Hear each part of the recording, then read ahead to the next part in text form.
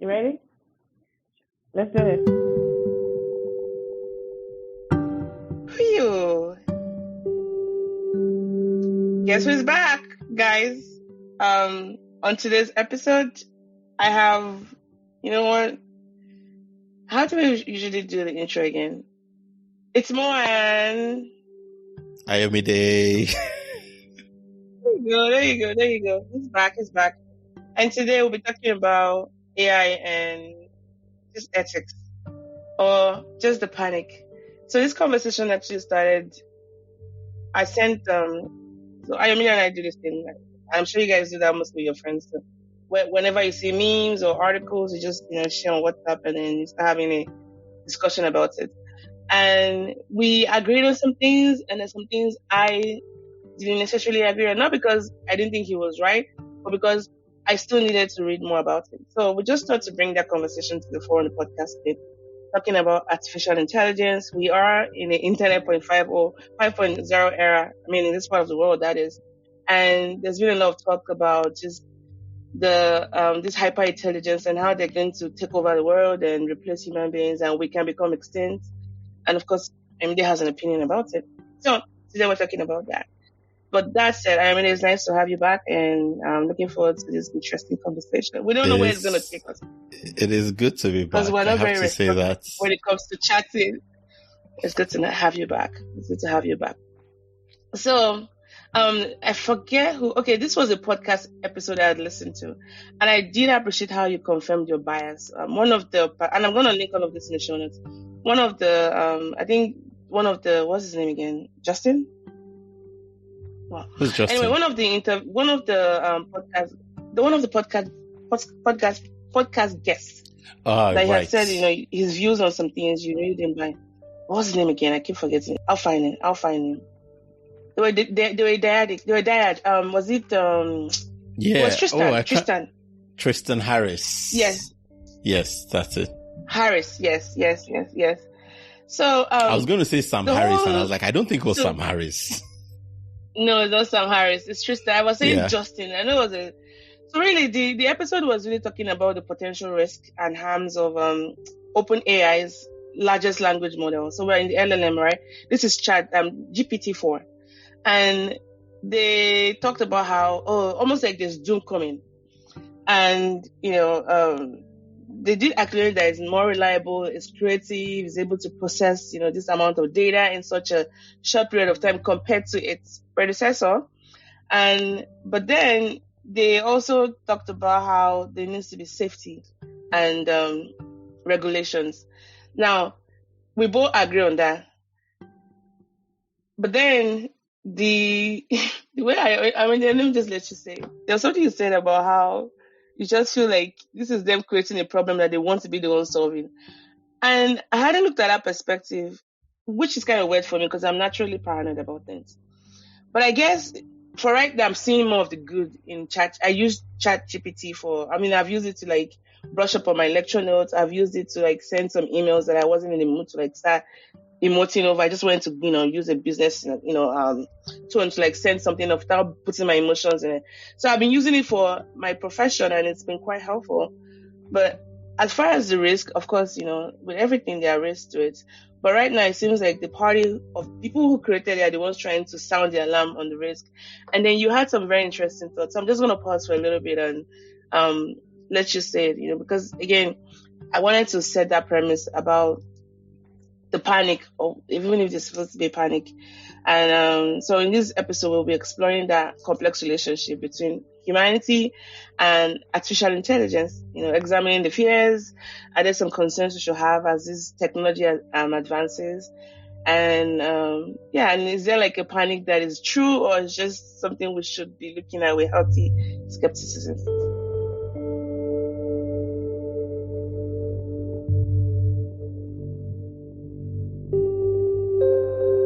Well, yeah. So, yeah.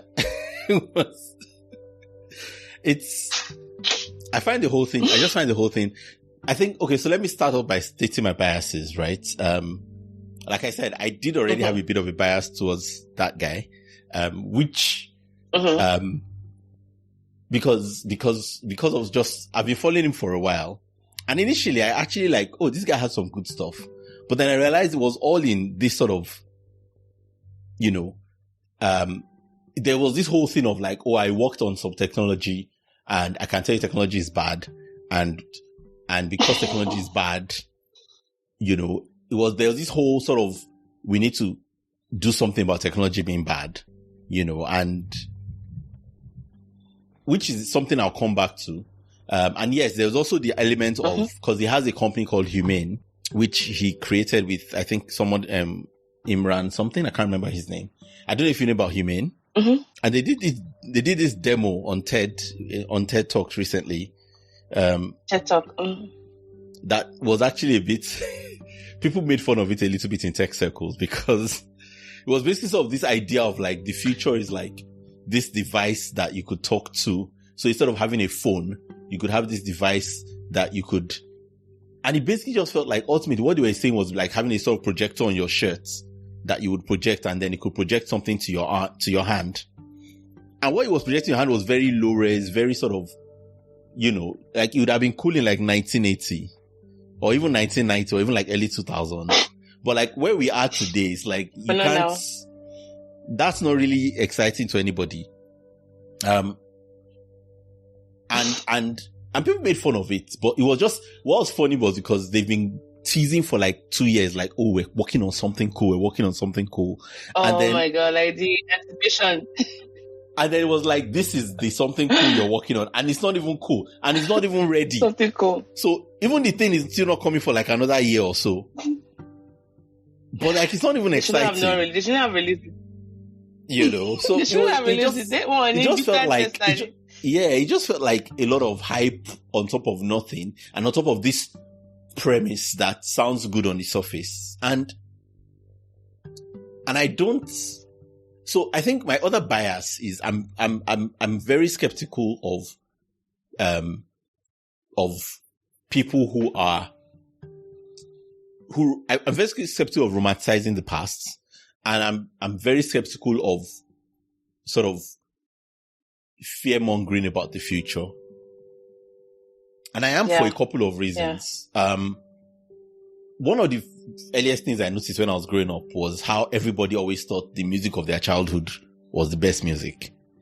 Like, I'll never forget the first time it really struck me. Like, and I remember when my generation started to do it as well, right? Because we grew up with, you know, some of the older people saying, oh man, you guys missed out the good music. It was all the music of like the 70s and the 60s. Yeah. And then after a while, no, it was music of the 80s. Yeah.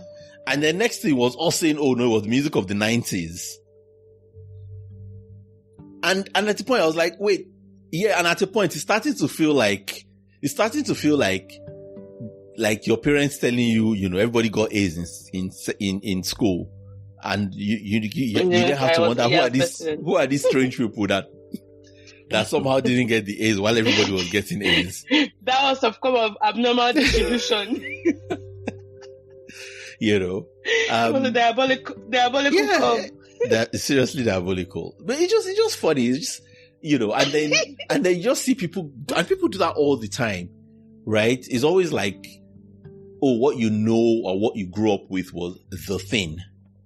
And so I just started becoming very skeptical. And then the other thing is I worked with young people, right? I work with, I volunteer with young people. I'm volunteering with young people since I started, my career, basically. Like, the two started side by side. And I started realizing from working directly with young people that people have very odd and wrong ideas about young people without actually interacting with them.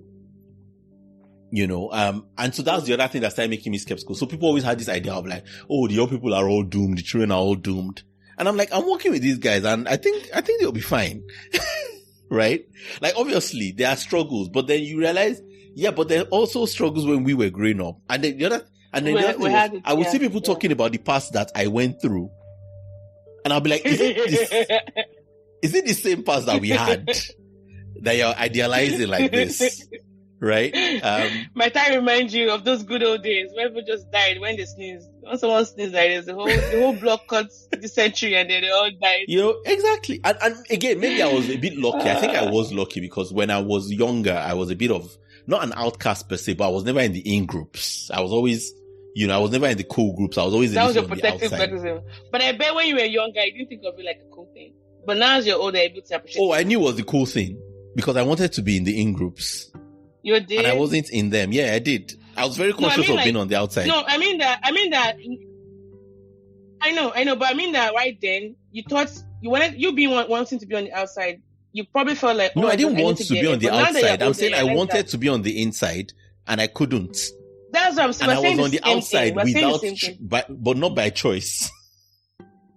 I know, but now that you're older, Right. you're realizing that, okay, being on the outside wasn't as bad as I thought it was. Oh, no, yeah. I mean, yeah, it just took until adulthood. Yeah. We're saying the same thing. Exactly. We're saying the same thing. It only took until becoming an adult. You know, sort of. And you realize that, man, that was a protective mechanism. Yeah. But at the time, I badly wanted to be on the inside, right? And I wasn't, and I couldn't seem to figure out how to get there. Which now I'm grateful for, because the thing about being unable to get there is that you learn to, you know, like I see people now who were able to be on the inside, and I realized actually it wasn't so lucky after all. You know, but I mean, that's a whole other thing. But I'm just saying, like, I think that also being on the outside allowed me to sort of see, like, when people idealize that, and that's one of the things, is like, one of the things that happen when people idealize the status quo is because the status quo benefits them. Right? And if it doesn't benefit you, then you realize, maybe the status quo is not so great. But if it benefits you, then it's like, why change it? Right? Like, why change it? Which is understandable, actually. So I think because I was not benefited by it, I didn't idealize it, because why would I idealize it? It wasn't great. You know what I mean? And I knew that people like me, because some of us banded together, you know, like sort of we're like the Losers Club kind of thing. We didn't call ourselves the Losers Club. That's a Stephen King reference. For those who don't know it. Right? But I mean, when I read it, I really related to it because of that, because it was very, you know, you could tell Stephen King must have been in that kind of group for him to have written it. Like, he knew it too well. He knew it too well to not have experienced it. You know? So yeah, it was, I think that helped. So those are sort of my biases anyway. Just putting them on the table, when I come in talking about how I feel about AI. But you wanted to say something, sorry.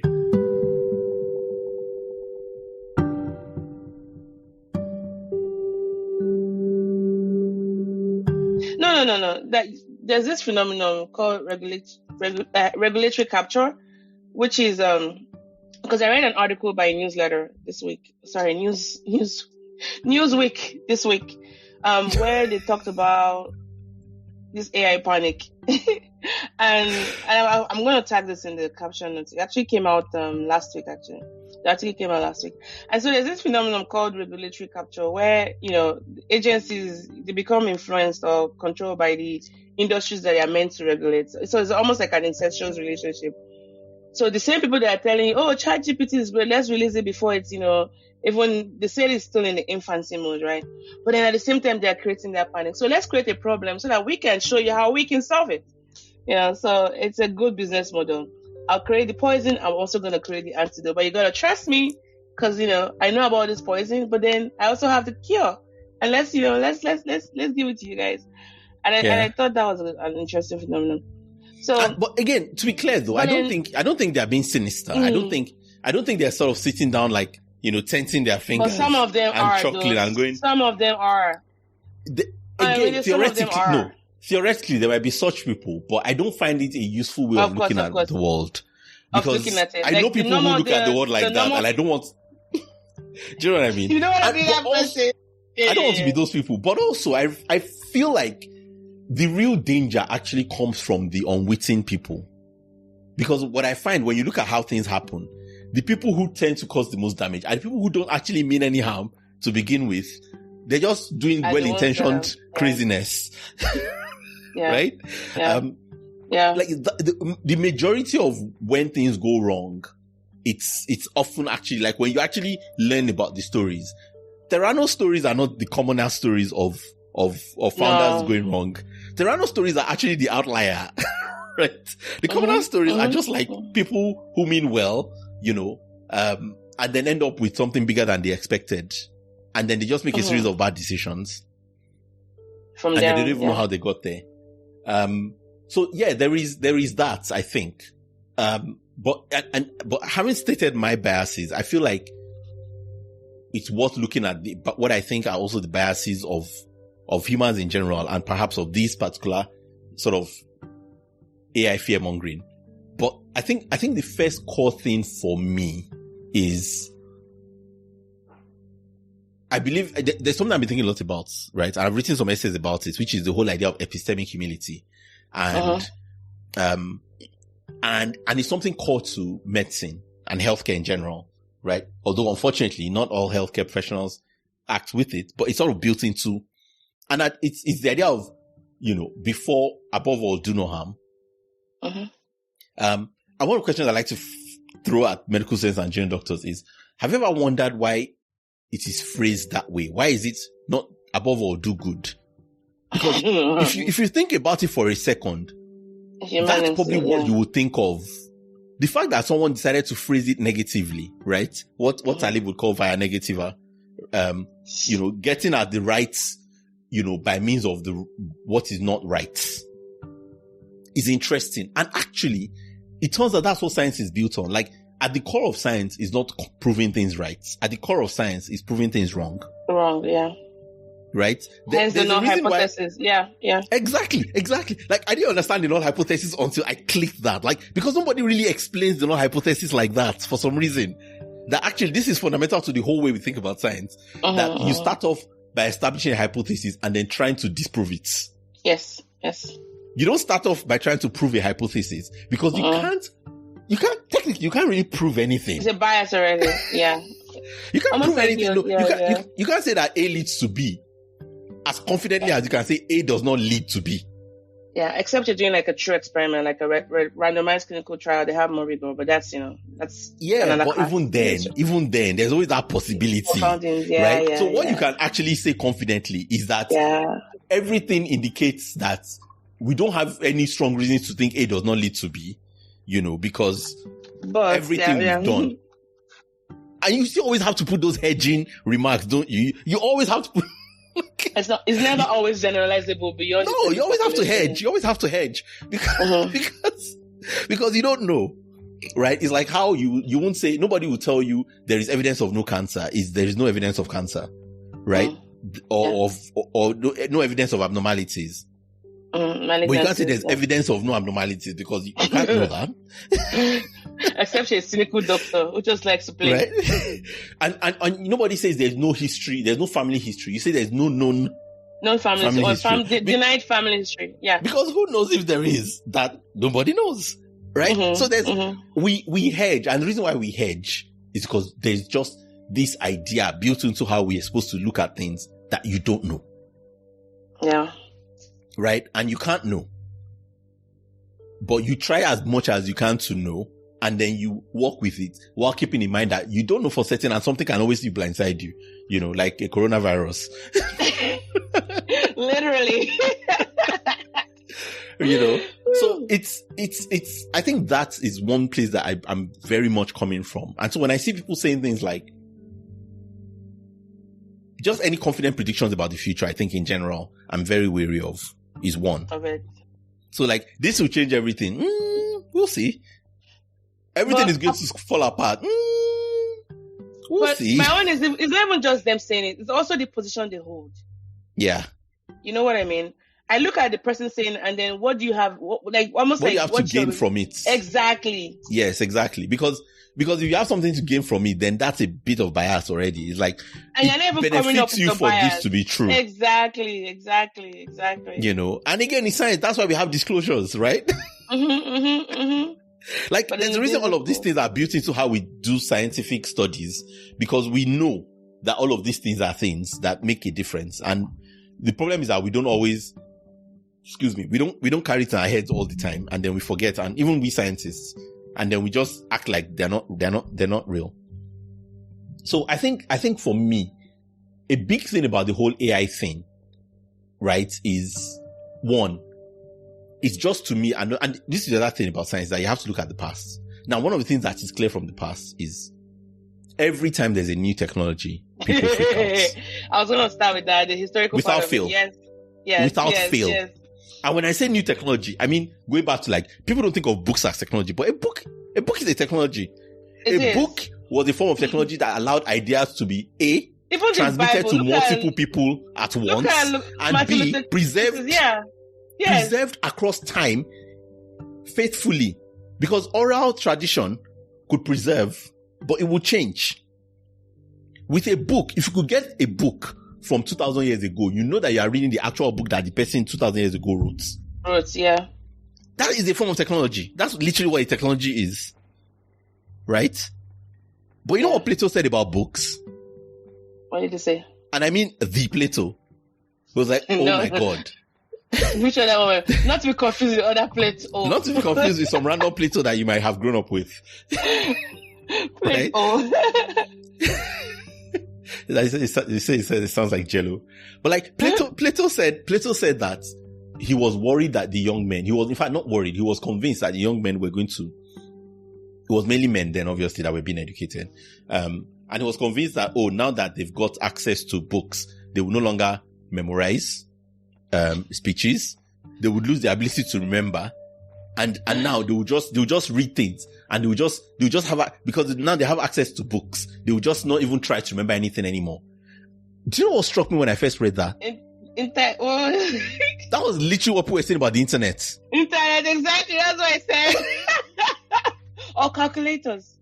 Yeah, exactly. Or calculators. Like, oh my God, this is. Oh my God, I mean, they were so old. We actually know the history of the internet. Like, we were there when it was on. Yeah, I know. Well, some older than others. So. Try telling that to the kids. But no, I think they'll be calling us prehistoric very soon. I mean, where the internet was the beginning of history. I saw it. It's like you don't even have an internet. You don't have an internet history for your childhood. Did you even exist? It didn't exist because it's all for my style. Like maybe like when I was 13 or 14, and it's somewhere in a cyber cafe that the one deleted they wiped out the histories and the computers are no longer functional. Yeah, but did you have a life before 12? No, I didn't have an internet life before 12. That's what I mean. Like so, exactly, if you didn't have an internet life, did you have never happened. Did I have a life? No. The tree in the forest thing. if the tree falls, does it make a sound? And the internet it's not on the internet. Yeah. Yes, all right. Does it even fall? History, the emergence of new technologies has, often sparked waves of panic and anxieties. Every single time. I think the very first one was the Luddite movement. Every single time. Yeah. Remember when we were kids and like in Nigeria, there was a whole, I won't mention names, but anybody who's in Nigeria knows it. There was a whole religious group that was convinced that the TV was the devil's box. Yes. And guess what they are using now to broadcast their messages across the world? And to their credit, they went, well, you see, people make fun of them for going back on it, but I feel like I like that. I respect that. Exactly. Like, what you should not respect is if they said, well, now that we've made this choice, we're just going to stick with it. Yeah. Like, I respect that. No, if if you want people to change their minds, then you should respect them when they change their minds. Don't make changing their minds something to then shame them for again. Yeah. On top of the fact that they made the wrong decision to begin with, right? Yeah. So there is that. We saw it happen with the phone. Railroads. And then railroads before the phone. No, those are even before our birth. I'm just even talking of the ones we've seen. Right? I see. Remember rock music? MTV, yes. It was the devil's. You remember MTV? Exactly. It was the devil's workshop. Remember rap? Remember rap? Honey, yes, I do. And video games. Video games were going to make us all violent. Computers, yes. And then even GMO controversies too. Everything, every single thing. GSM. When bicycles first came out, people were convinced that bicycles were going to be the end of the world. And they were talking about women are now going to be, I don't know, they were going to become, that was particularly sexist for women. Because I don't know. I think the idea of women being able to move around on their own was scary. Yes, the coronavirus. How dare they?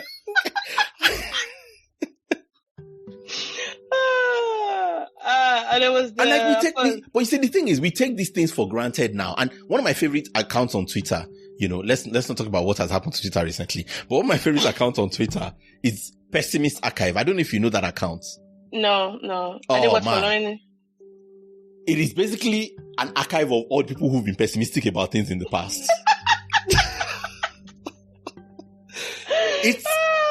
It's worth reading, but if you read it and you laugh, I think that's the wrong response. Like, obviously it's funny and you should laugh, but I feel like you shouldn't stop at laughing. It's an account that you should read and wonder to yourself, what am I thinking? What am I doing right this for now? Okay. Because it's easy to laugh. And you should laugh because it's hilarious. Honestly, it's hilarious. So it's like fear of new things in the past. Yeah, like, and especially things that we take for granted today. Right? Like, it's there. I mean, like, one of the most famous ones, obviously, was BlackBerry famously laughing when the iPhone came out. Oh no, research in motion, not. Or Blockbuster right? And Netflix. Oh my god. And like someone said, the day the iPhone came out was the end of BlackBerry, but they did not know.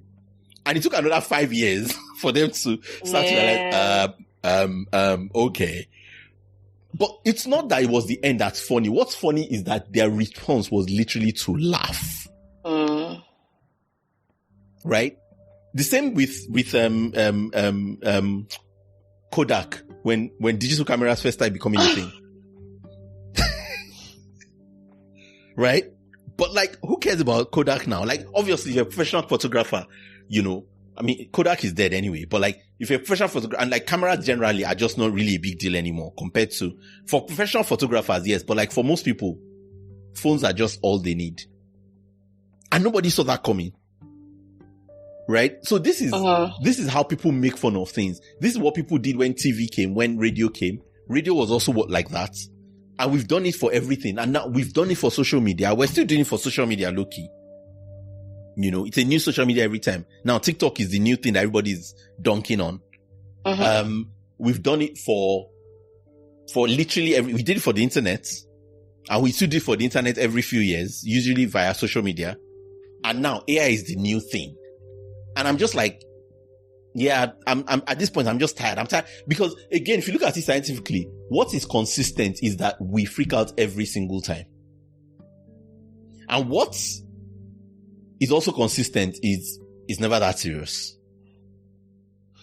Now, is it possible that one day it will be serious? I mean, yes, broken clocks and all that. Possible. Yeah. Right? Well, the thing is that if you keep saying everything is going to collapse long enough, at some point you'll probably be right. Yes. And broken clock is right. You're only right incidentally. You're not right by any meaningful thoughts. Like, there's no real rigor of thoughts underlying that rightness. It's just like, well, this is what you always do. So I think there's a real sense for me where it's like, okay, there are concerns to be had, and there are always concerns about any new thing, but that's just like life. There's concerns about literally everything. There's concerns about all the things we do every day anyway, whether it's buying a car, having a job, having a partner, having kids. All the things that we consider as good things have flip sides to them. And that never stopped us.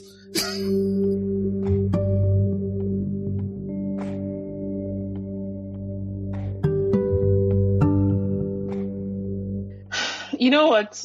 Maybe it's also this. Okay, let me just say something and let me know what you think. Like, maybe in hyper-capitalistic environments, whenever there's this technological improvement where something is supposed to make you more efficient, rather than it leading to more free time to spend at home and do stuff, there's always that fear associated with it. So it's like we can never even get good stuff.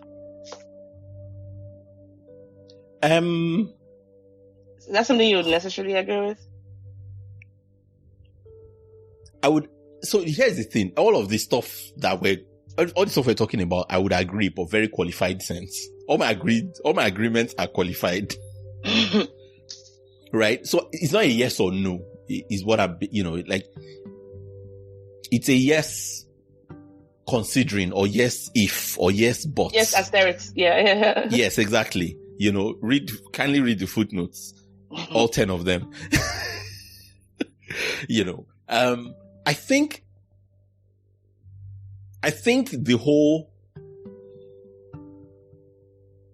there's one of the things I think about a lot is something I first read from C.S. Lewis. And I've said it to you a few times. You probably remember as soon as I say it. And it was basically this idea that the more the potential a thing has for good, the more its potential for catastrophe. Yeah. Almost like the weight of good. You can appreciate good. You can't talk about good without talking about evil. And the magnitude. Yeah, but like also like yeah. The sharper a knife is, the better it is for all that a knife can do. Whether that is cutting fruits or cutting people. Somebody. Right? Yeah. But like and this is the thing about technology. I feel like the greater the potential any technology has to transform things, the greater that same potential will be to break things. So simply pointing at, oh look, it can break things, is like, yeah, duh. Like, water is wet. Like, that's not a useful way to think about things. It's just like, again, so that's the thing. Like, it's not like these things can't happen. It's like, you have to look at it in context. Like, yes, it can break things, but it can also change things. But here's the other thing that's interesting. The way every new technology has changed things has always proven unpredicted. That's so true. Look at the internet. It's always proven unpredicted, and especially how it's changed things for good. The internet has created lots of problems, but guess what the internet has also done? It has unleashed the greatest amount of economic activity we've ever seen in human history. At the speed of light. Yeah. I can call anyone from any part of the world. I'm more connected now. Yeah, not just more connected, but also like you can literally be in a corner of a village in India and because of the internet, earn money from a completely different part of the world that can support your family. Yep. That's real. Yep. And you don't have to even lift your like move from your village to go. No, you don't even have to leave your bed. Exactly. Never mind your village. Exactly. Right? And like but like you don't hear those stories because they're not the ones writing the New York Times. Because that's the other thing we also need to remember is who gets to have the voice. And that's not to say that their voice is meaningless. It's just, if their voice is all you hear, it's easy to think that that's all that's happening, right?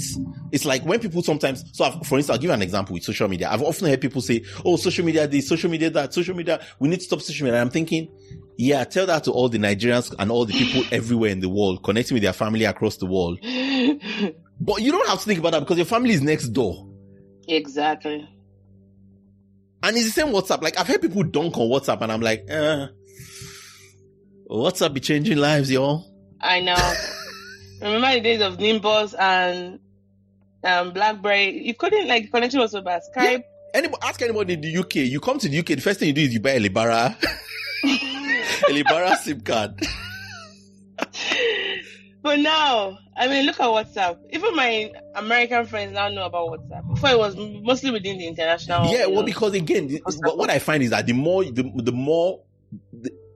once international, the thing about the US is that iMessage obviously was long before WhatsApp, but because most people outside the US couldn't afford iPhones, nobody had, in the US, it's not like people could afford it, but they had like all the financial plans and all these things that weren't available outside like the West.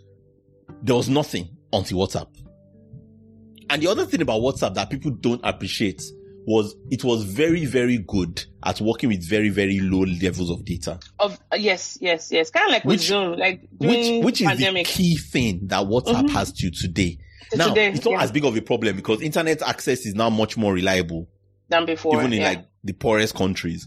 But in those early days, man, because Facebook was already there before WhatsApp, but Facebook still needed quite a bit of data. WhatsApp, like, I'll never forget how WhatsApp was like, to this day, like, if your WhatsApp is not going, nothing is going. Yep. Because when nothing on your phone is going, WhatsApp is still going through. So there was something about WhatsApp that it could, like, I use WhatsApp and iMessage, and I know that sometimes where iMessages are not going through, WhatsApp is still steady. It's still steady going through.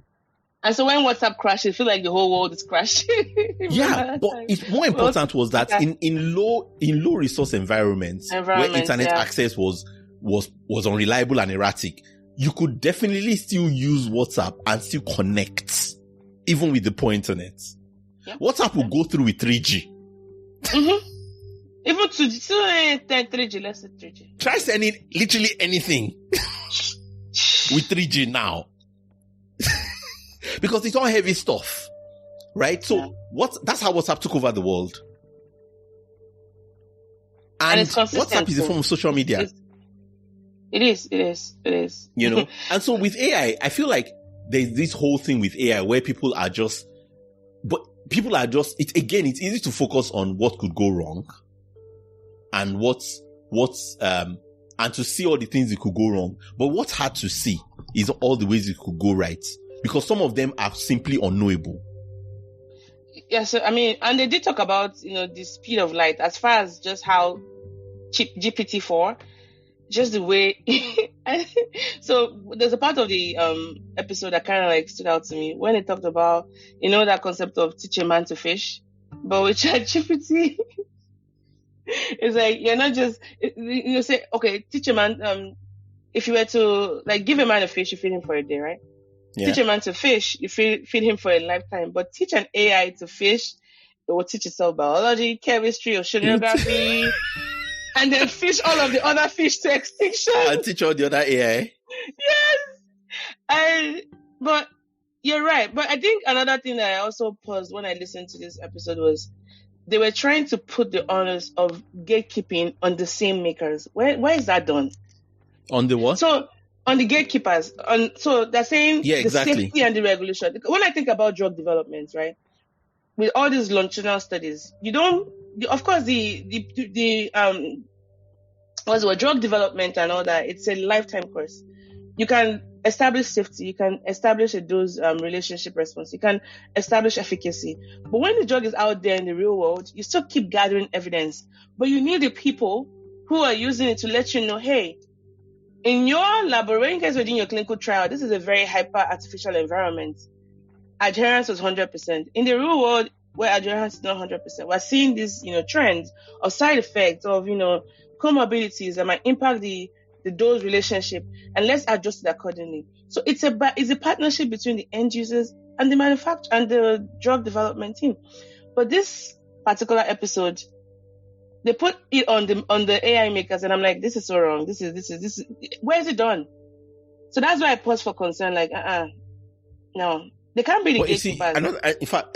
But another thing that worries me is like, having said, okay, so just to be clear, I get the concerns about AI. I get the concerns about the fact that we don't even understand what it's doing. Like we've designed this thing that has almost gone beyond us, right? You could say that that's what we do every time we have kids, but that's a whole other argument. And we don't know what's going on with it. Fine. But there's two things. Number one, we need to work on it, and we need to work actively on it, because one of the things that's not going to happen is that if we say, oh, let's, there was a time when people were saying, a few people came out and said, oh, let's put a pause on AI and let's pause all research on AI.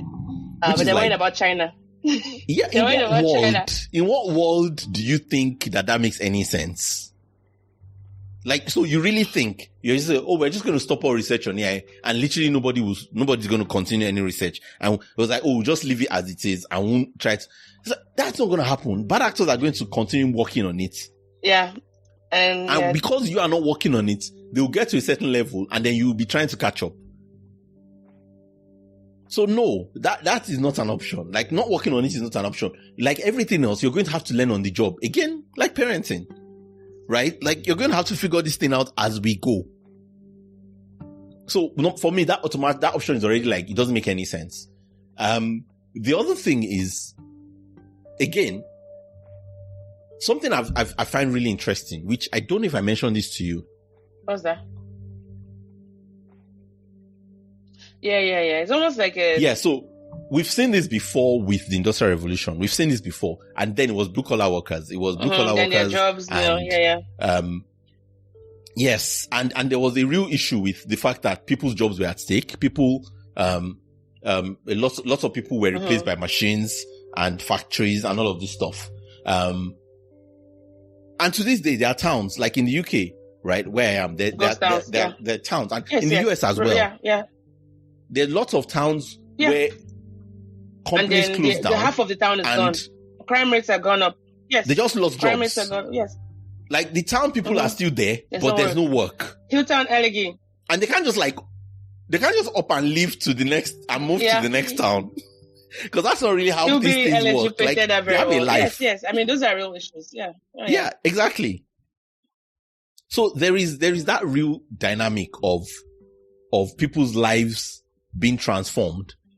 Now, having said that, something that we must, because this thing is tricky, is that on one hand, while there were lots of jobs lost, the Industrial Revolution also unleashed a lot more new jobs and a lot more new opportunities. Now, we need to, and we needed to find a way to make sure that those people who lost their jobs were cared for. And that was done to varying degrees. Not very well in many cases. In some cases, a bit better in different countries. Different countries have different ways of dealing with it. Now, what has happened is this time it's knowledge workers. So it happened with the Industrial Revolution, right? The computer age did that to white collar workers. The Industrial Revolution did it to blue collar workers. The computer age did it to white collar workers. So, your secretaries, your typists, your lots of office workers, basically, someone said, there was a picture that was shared on Twitter recently where, there was a whole office full of people calculating stuff, and they were like, all of these people now just want Excel spreadsheets. Like, so one Excel spreadsheet has literally replaced all these people. Why am I laughing? Right? But then when that happened, a new class of workers arose, which is knowledge workers, which is where you and I often, play, which is basically people who our skills it's just is evolution basically of knowledge. And like we found ways to work around this issue. Yeah. So we can keep being in what? But guess what? Guess who AI is threatening? The knowledge workers.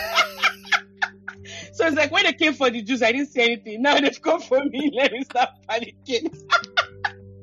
Why they use the Jews? Sorry, I didn't mean the offense. And I feel like there's a sense in which, because the knowledge workers are like the upper echelons, like a lot of the screaming and not screaming. It's even the way they are taking exactly, offense. But a lot of it's like, are you kidding me? A lot of the hue and cry is because, oh crap. It's so brutal.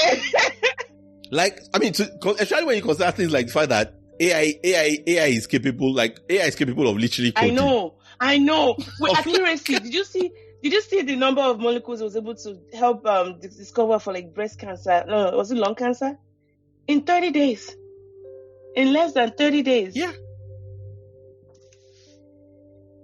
So it's stuff like that. And I think there's a real sense where it's like, oh, so now you know that there's a because problem. Now it's coming for you. It's like, oh yeah, when it came for my neighbor, I didn't say anything because I wasn't a blue collar worker. They came for the white collar worker. Now, this point I've just made does not make it right or wrong. It's just something to keep in mind.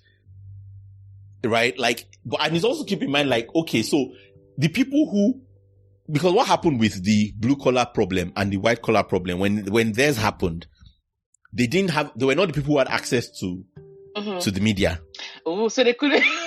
So look at the privilege on both sides, on all ends.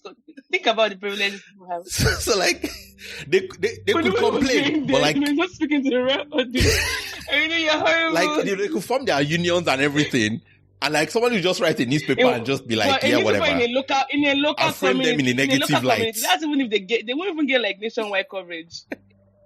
Exactly. Or be on CNN or Fox. Exactly. Man, it's privilege. This is privilege. Just so privilege. I think there's a real sense in which it's like, okay, so now we now have a situation where the people who are affected are also the people who have access to the media. Yes, so they can the newspapers. So they can make their voices heard. and now they realize there's a problem.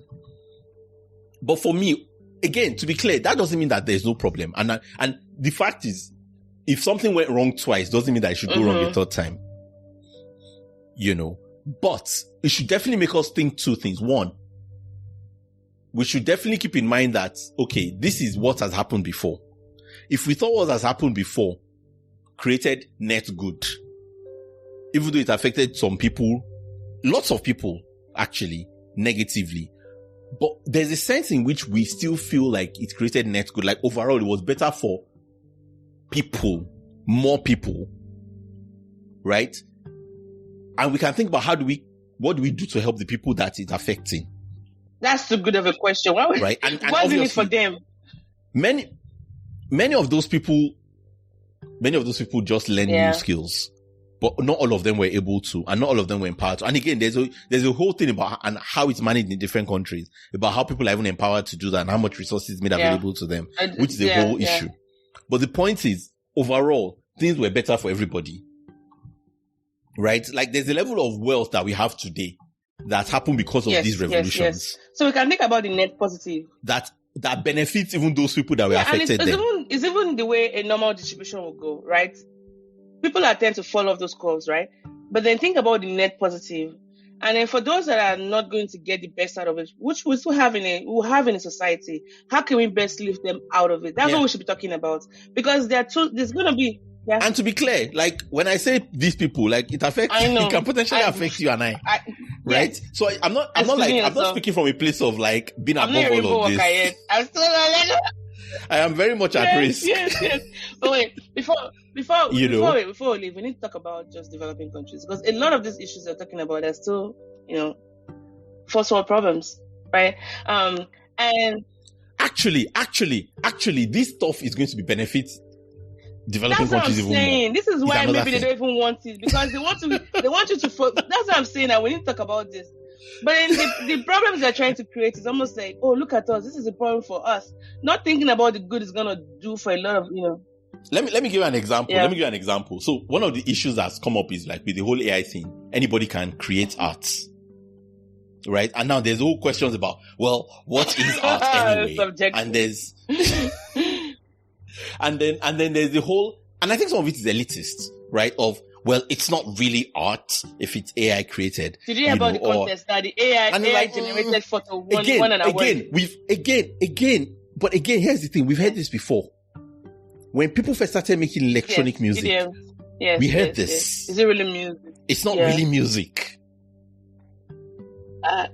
Right? When people first started using Photoshop, it's not really Instagram. Yes. This stuff is not new. Yes. Shout out to T-Pain by right. And people, but it's like, well, if they're not playing real instruments,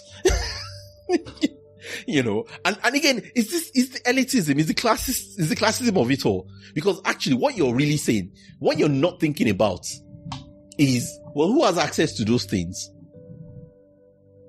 Because the kid who can have a computer can easily access the electronic stuff. It's not as easy for that kid to access, and he can teach himself. It's not easy for that kid to access a violin and a cello and all of this other stuff. But that's not music.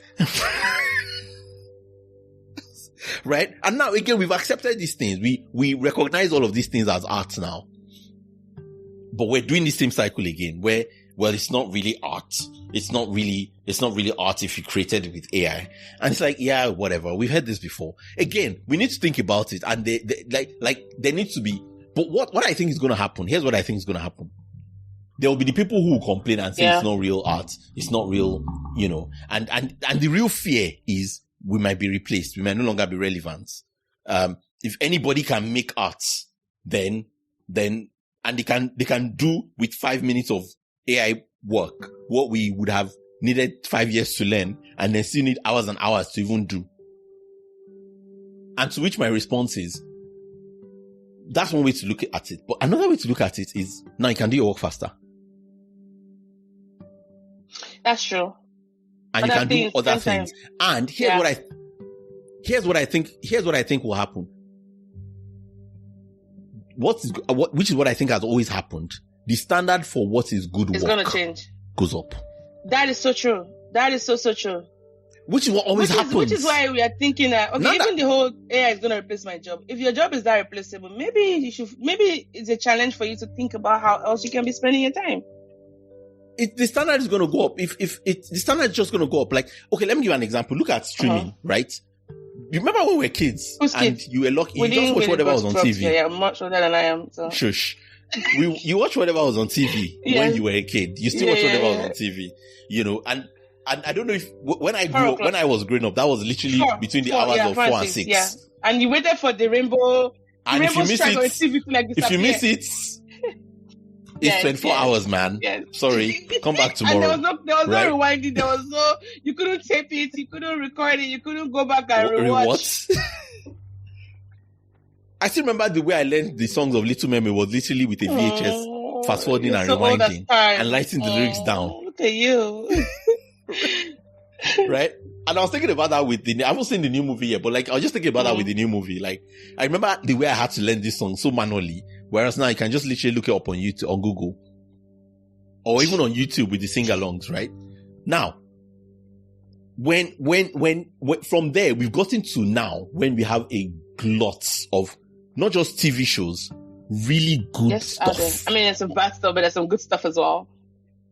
But that's the thing. There's increased when opportunity blows up like this. What happens is you get a lot more rubbish. What's that thing? There's a phenomenon. But you also get a lot more amazingness. But we can't talk about what we're talking about it, and we can't make one like the primary thing. And the quality of TV we have now was the kind of stuff that maybe before there were like 1 or 2 shows that were that good. And now there's a lot of shows. Like, what is a good TV show now is so much higher in terms of like standards, right? Like, you know, we've come from when The Wire was, or The Sopranos were like one of a very few really good shows going on. And now you've got like maybe 50 at any given time of like top tier shows. And I'm not even talking of like the good ones that are like, they're not great, but they're still good. Yeah. And even for me, right? Like for school, I'm beginning to think about maybe not give my students essays anymore to write. Actually, I'm going to allow the use for, GPT and other language model, but I want to see how they're going to use it in public health. So, but I have some colleagues who are so worried about it, like, oh my God, these kids are not going to study anymore. And I'm like, Yeah, that's how they said. But you see, that's why they let us use. Do you remember when they didn't let us use calculators and they made us use four-figure tables? No, it's the same thing.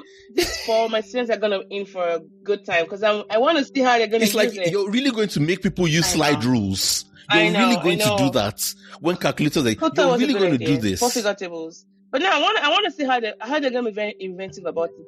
But guess what? The people who thought it was a bad idea then are the people now. Sending WhatsApp with 5G. And they don't even see the irony. 5G and salt water and Ebola. They don't even see the irony. Exactly. Like, of that you're literally the person you complained about when you were a kid. You're literally that person. But yeah, you're right. I mean, bicycle use, female delinquencies, television, video games, aggression, social media, mental health. And loneliness. That was the one. Social media, mental health. Oh, remember that meme that was going around about how people don't read anymore in the trains? And then way back in the day, you could sit down and talk to you. No, they're all reading newspapers as well. Like people are so isolated. In fact, another one I think about is how people say people don't read anymore. And I'm like, do you realize that most of the internet is text? And even podcasts, even audio is still a form of reading something.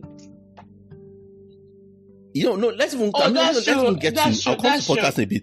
But I'm just saying that the majority of the internet is text. Yes. I mean, this is just a Sisyphean cycle.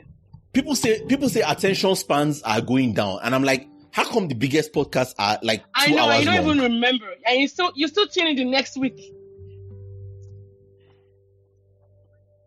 Like, again, it's like, people say, and again, there's the isolation problem, which I realize is a problem. But actually, if you think about it, guess how long people have been complaining about isolation? As long as there's been cities. Even didn't Ecclesiastes write about it? A key aspect to isolation actually is urbanization. That's true. And we're more urbanized than we've ever been. And so the question I would ask is it really the social media or is it the urbanization that's the thing? But here's the thing about urban centers, again, because everything is flip sides. You also get to connect with different kinds of people that you could never connect with if you're in a rural part of whatever country you're in.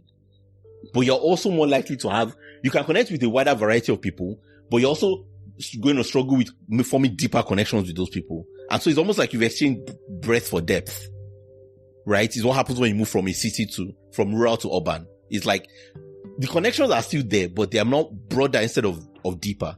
And you have to do a lot more work to form deeper connections. Sure. That's always been the case long before social media. The isolation of cities has always, read any old books. And this is one of the things that happens. Like, I feel like sometimes if you don't have a long enough view of history, you see everything as only within the context of your own lifetime.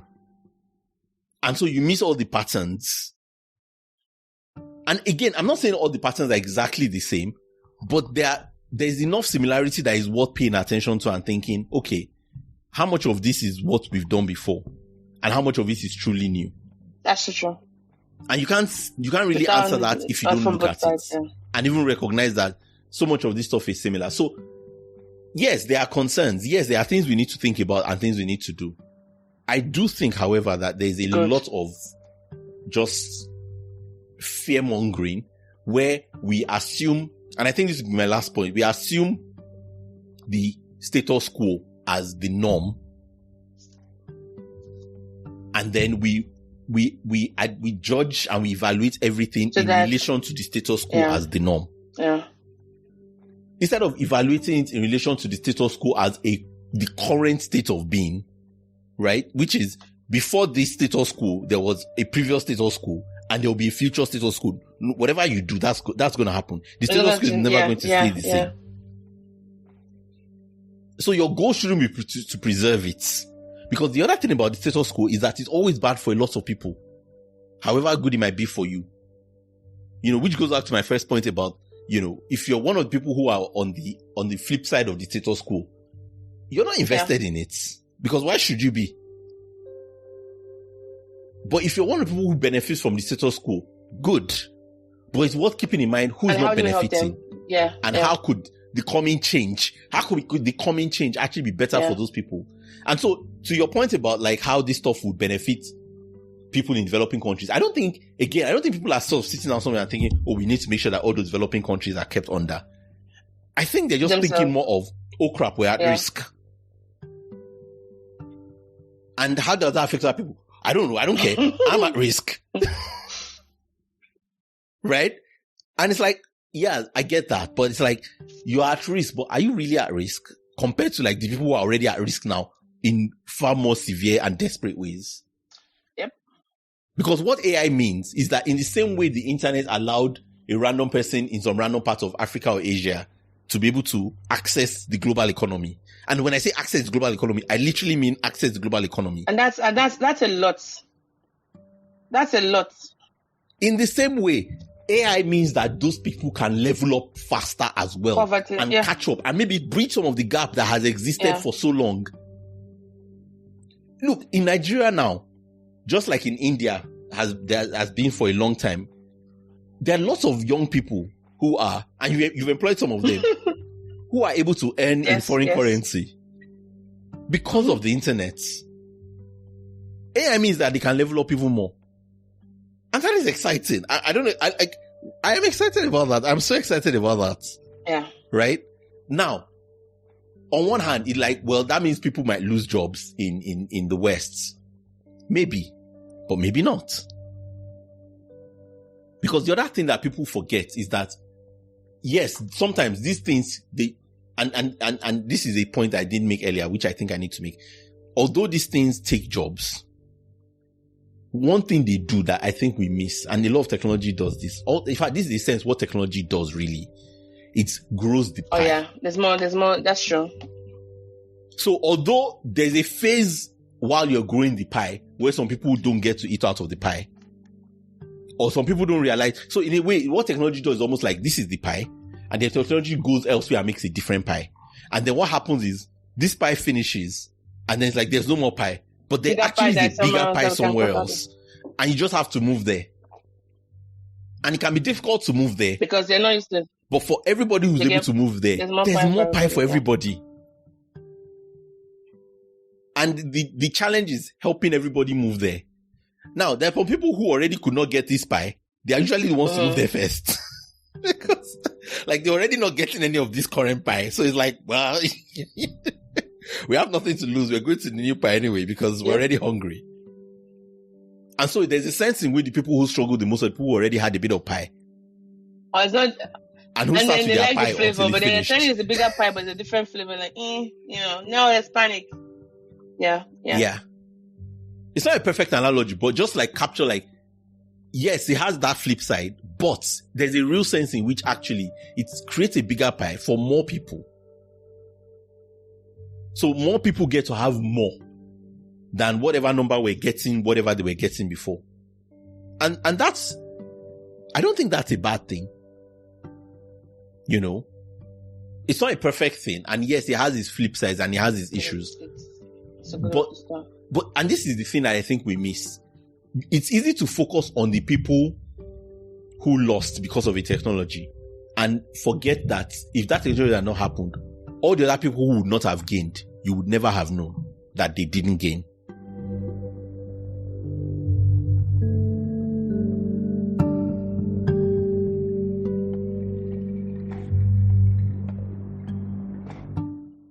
Right? So, yeah. That's a very good analogy. And you know what? I'll just say that at the end of the day, it's our human connection that truly matters. And we can think of AI to help facilitate that. Look at all the gains we've made so far. And so for me, I'm very excited about the future. But of course, you go in there still trying to think about, well, what are the downsides and how do I modulate my life around it?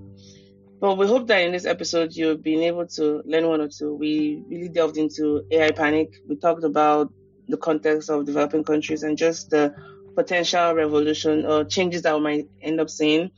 We explored some specific concerns and anxieties that typically arises with adoption of newer technologies. So we gave examples of the Luddite, the anti-railroad books, and but it's also crucial to approach these issues with a balanced perspective.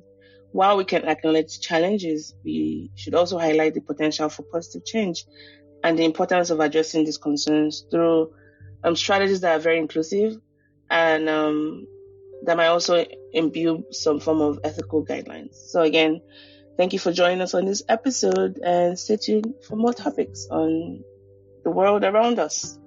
This has been the More Sibyl podcast. And thank you so much, Ayomide. It's always nice chatting with you. And yeah, I think we did a great job with this episode. And I learned more about just that pessimist, the pessimist archivist. I'm gonna check him out. And it's all right. Yeah, you need to put that in the. Let me find him. I found him. Yes. I think it's Louis, right? The guy that archives it. Yeah, I found him on. Yeah, Louis. His name is Louis. And have you seen? So I want to see what the current, like, the recent tweets on it. Like he's using a pessimist arc, like enemy, arc enemy, like, you know. His name is Louis Anslow. He's the archivist for so I'm gonna put that on there. And also going to be including the articles that we cited and the episode we talked about, the one that featured Tristan. Yeah, so look at some of the things he said, like the pinned tweets. Robots have been about to take all the jobs for over 100 years. Here we are. You should come and take my job, please, so I can retire. Right, but again, you see that none of this stuff is new. It's not new.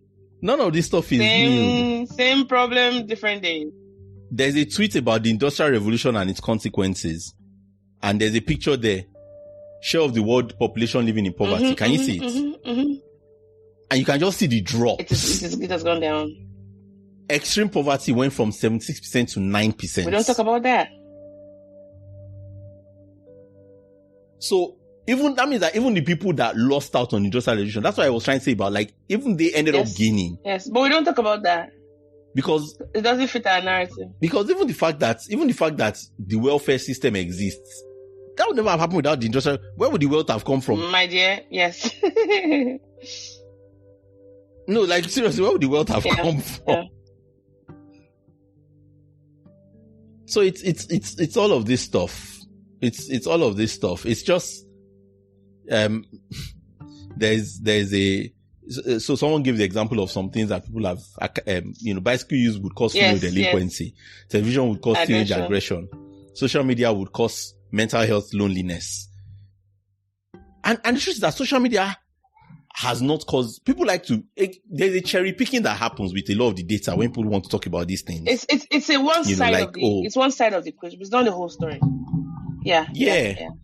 It's like, social media does cause loneliness for some people, but you can't look at it without looking at all the social media that also connects people.